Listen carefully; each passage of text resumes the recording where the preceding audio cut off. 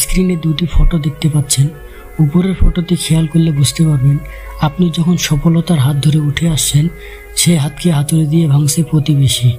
কিন্তু নিচের ফটোটিতে খেয়াল করলে বুঝতে পারবেন আপনি সফল হওয়ার পরে সেই প্রতিবেশীরা আপনার সাথে সেলফি নিচ্ছে।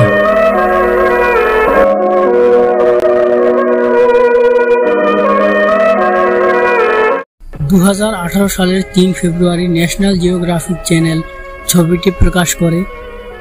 দুটি সাপ যুদ্ধে লিপ্ত, একটি অজগর অন্যটি কিং কোবরা। দুজনেই শক্তিশালী এবং নিজেকে শ্রেষ্ঠ আর ক্ষমতাবান বলে মনে করে। লড়াইয়ের এক পর্যায়ে অজগরটি কিং কোবরাকে মরণ পেঁচিয়ে ধরে এবং কিং কোবরা অজগরটিকে অন্তিম সবল দেয়। শেষ পর্যন্ত দুটি সাপই মারা যায়, একটি শ্বাসরোধে অন্যটি বিষে।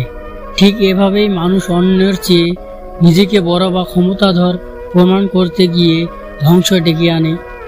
আমাদের আশেপাশে ঠিক এরকমই খেলা চলমান আছে। কেউ কাউকে ছাড় দিতেই চায় না যতক্ষণ পর্যন্ত নিজের ধ্বংস না হয়। সমস্যা থাকবে, সমস্যা আমাদেরকে সমাধান করতে হবে।